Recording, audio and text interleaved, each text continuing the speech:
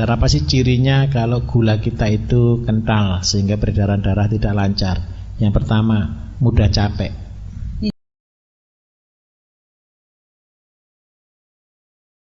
Jadi begini Bapak Ibu, ketika manusia niku nggih sakit tenggene taruhlah diabetes ngoten kemawon, penyakit gula. Ketika orang sakit gula, maka seluruh peredaran darah dalam tubuh itu terganggu. Ketika terganggu dengan kandungan cairan dalam gula yang kental, akhirnya ketika kita makan macam-macam, akhirnya bisa timbul ke asam urat, ke kolesterol dengan sangat mudah. Sebenarnya makannya sedikit, tapi karena kondisi darahnya itu tidak encer, maka itu menyebabkan jadi sakit semua. Nah, karena itu apa yang harus dilakukan? Ini untuk semuanya. Ketika kita sadar apa sih cirinya kalau gula kita itu kental sehingga peredaran darah tidak lancar? Yang pertama, mudah capek. Kalau kita sudah merasa mudah capek, mudah lelah, badannya lemas, badannya loyo, mengantuk tapi tidak bisa tidur, itu ciri-ciri kalau peredaran darah kita tidak lancar. Apa yang harus dilakukan pertama kali? Banyak minum air putih. Idealnya berapa banyak minum air putih? Minimal 1,5 liter. Itu wajib hukumnya.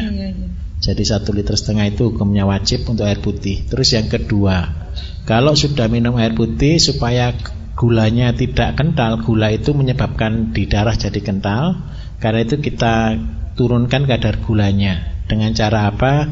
Kalau kita minum obat memang cepat turun, tapi jauh lebih bijaksana kalau kita makan kita atur, kita kontrol. Pagi dan siang boleh makan nasi, makan malam tidak boleh makan nasi.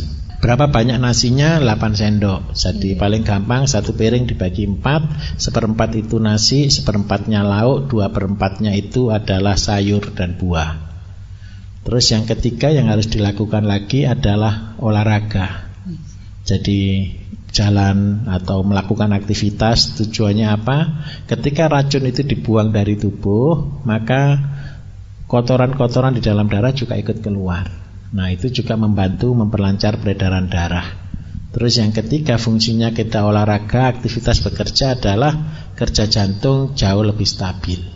Nah, jangan berpikir kalau sudah sakit gula terus yang lainnya akhirnya semua jadi rombongan terus bingung obatnya. Tidak usah bingung.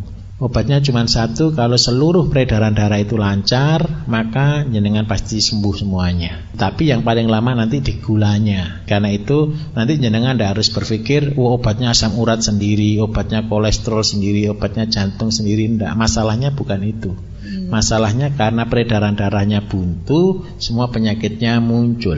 Ngaten nggih? Terus niku kedah dipahami.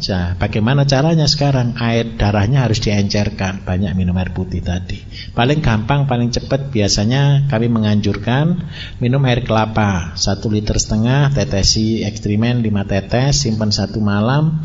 Ingat nggih, nyimpennya di dalam kulkas, bukan di luar kulkas. Di dalam kulkas itu suhunya sekitar 18 sampai 20 maksimal lah 18 sampai 23 derajat Celcius. 18 sampai 23 derajat Celcius itu kondisi bakteri-bakteri tertentu yang hanya bisa hidup di sana. Tetapi kalau disimpan di luar kulkas, suhu ruangan kita itu 30 derajat. Maka terjadi bakteri bebas yang keluar. Kalau jenengan minum yang di luar kulkas, pasti perutnya kembung.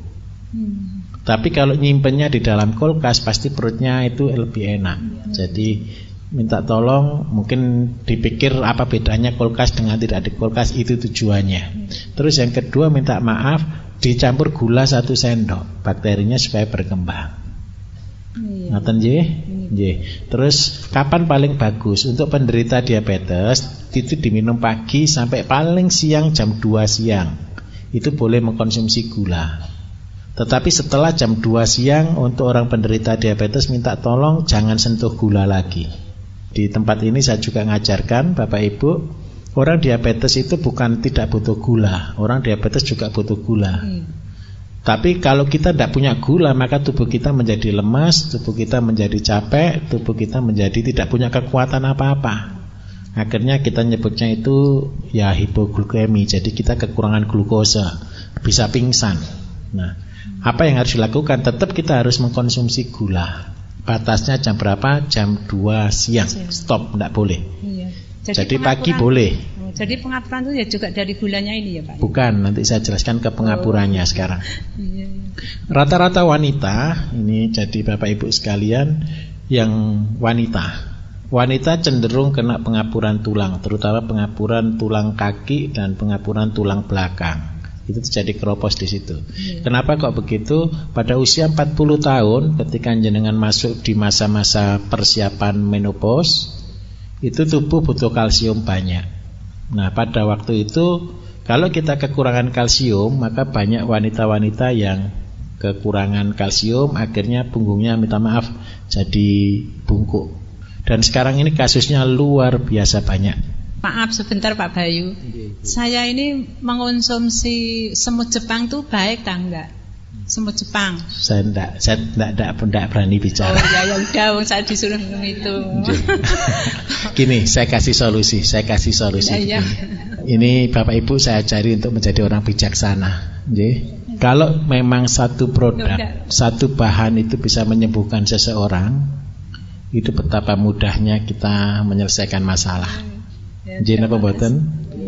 Banyak orang daun sirsat, kulit manggis, kulit apa macam-macam, pokoknya banyak sekali, daun kelor sekalipun. Saya selalu berpikir begini. Jadi minta maaf sekali saya ngajarkan untuk kita jadi orang bijaksana. Jadi jangan termakan promosi, jangan termakan iklan. Saya ini kalau jadi bakul jamu Bapak Ibu paling tidak laku sebenarnya. Loh, kenapa kok saya bilang tidak laku? Coba kalau jenengan tanya ke saya, Pak saya sakit begini sembuhnya berapa lama? Saya mesti bilang setahun, 2 tahun. Kenapa kok begitu? Ya itu kenyataannya. Kalau saya bisa ngobati orang kualat Bapak Ibu, saya tidak bisa. Siapa yang mengobati itu jenengan tubuh jenengan sendiri. Kalau jenengan sakit aja butuh proses, sembuhnya pun jauh lebih lama. Ngetes maksudku loh? Ya. Jenengan sekarang makan gula 1 kilo, besok tidak kena diabetes, belum. Tapi kalau jenengan sekarang makan gula 1 kilo setiap hari 2 bulan, pasti kena diabetes. Sembuhnya berapa lama ya? 2 bulan, bisa kali 10, bisa 20 bulan. Karena itulah jadi saya selalu menghimbau untuk kita tidak termakan oleh iklan. Jadi tidak ada ceritanya obat bisa mujarab sakti kayak gitu, enggak lah. Tidak ada seperti itu. Saya aja tidak berani. Biarpun banyak sekali minta maaf, banyak testimoni, itu semakin membuat saya jadi takut. Kenapa kok saya takut? Karena saya tidak mengerti bagaimana prosesnya. Karena kesembuhannya bukan satu bidang, tapi banyak sekali bidang yang memerlukan. Ngaten nggih? Nggih, ngaten Bu nggih. Matur nuwun.